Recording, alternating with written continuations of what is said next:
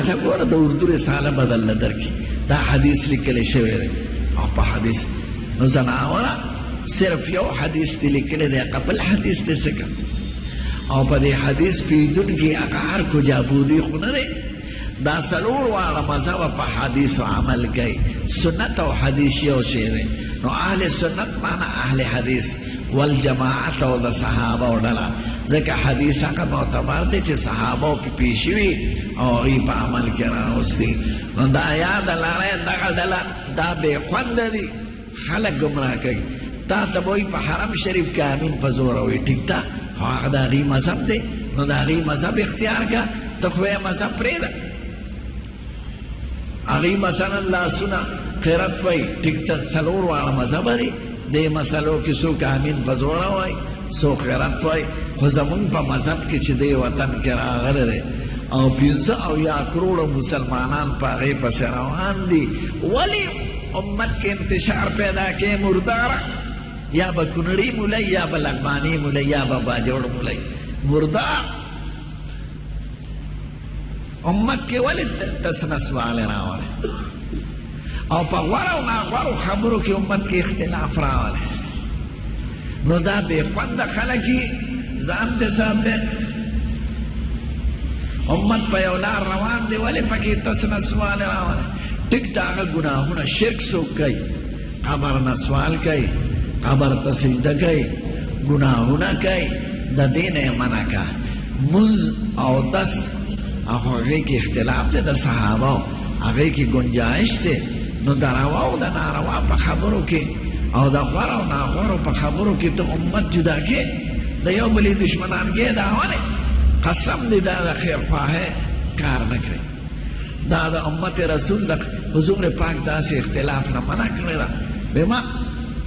یو صحابي یو آیت یو شان وی عمر صاحب مورې د مرۍ نه ونیو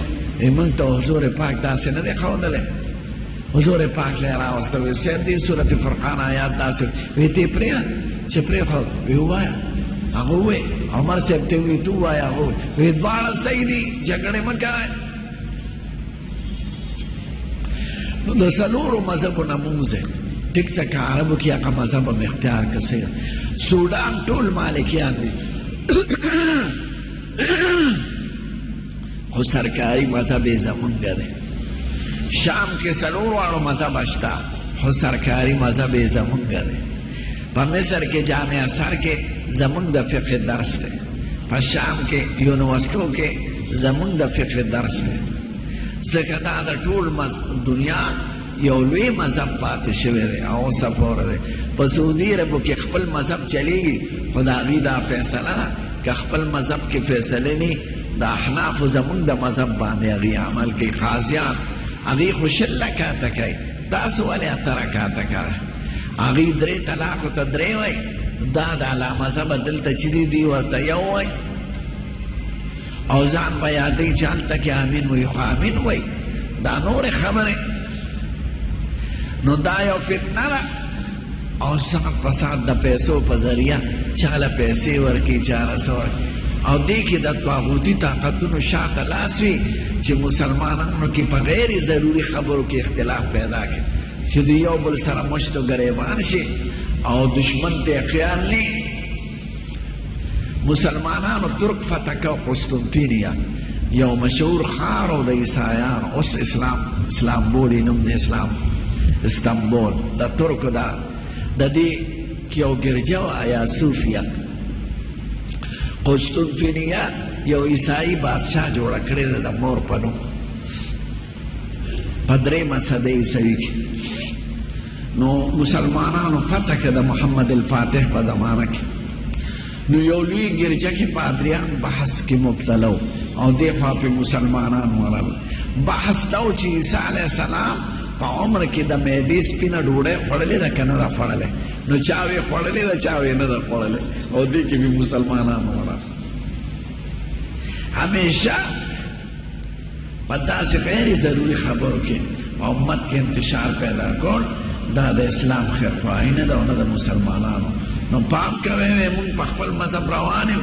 هغه لویه لار چې په هغې قافلې روانې دي هغه لار ولې پرېږدم چېرته ګیدړ به مې وخوري زمریوش سال ډیر قادیانی شي، سال له منکر حدیث شي، سال له عیسائی شي. ځکه وایي ما د عیسایانو دلیل مضبوط لیده چې دلیل پسې ځې د یهودیانو دلیل لا تقوي ښکاره شو، د هندو بشي ما ته د هندوانو دلیل مضبوط ښکاره شو. ټیزنه ته په دلیل پیږې. دا خلک د دلیل په نوم باندې خرابې ته راغلی. نو پام کوئ ګورئ چېرته څوک وایي وی څلور مذهب دي د اهل سنت والجماعت، موږ ولې مذهب پرېږدو؟ هغه لار ولې پرېږدو چې په هغې مسلمانان راغلي دي؟ نو دا یو فتنه ده او په غوړو زیړو نوم کې به تاسو ته ټانګي والا ته به وایي، وږي چې خرڅوي هغه ته به وایي. راځه دلیل وګوره دا حدیث. هلکه بل حدیث دا ماله دلته هم راځي. هلکه زناوره ته په حدیث پوهېږي. دا حدیث ته مقابل کې بل حدیث شته، دا ضعیف دی که صحیح دی؟ نو د اردو رساله کې به یې لیکلي خلقو ته هغه په دې طریقه ګمراه کوي. یو ډله ده چې حدیث نه مني، منکرین حدیث دې باړې طرف ته پیدا شو پښتنو کې، او دغه اول دغه شي لا مذهب شي. نو بیا مذهب ته وایي دا پکې چا راوستی، دا صحابه پکې چا راوستی دی، او بیا په پیغمبر شروع کړي چې هغه من انسان و خطا شوی دی. نو آخر یې ګمراهي او تباه شي. نو پام کوئ موږ به خپله کار خلاصو، باقي هدایت د خدای لاس کې.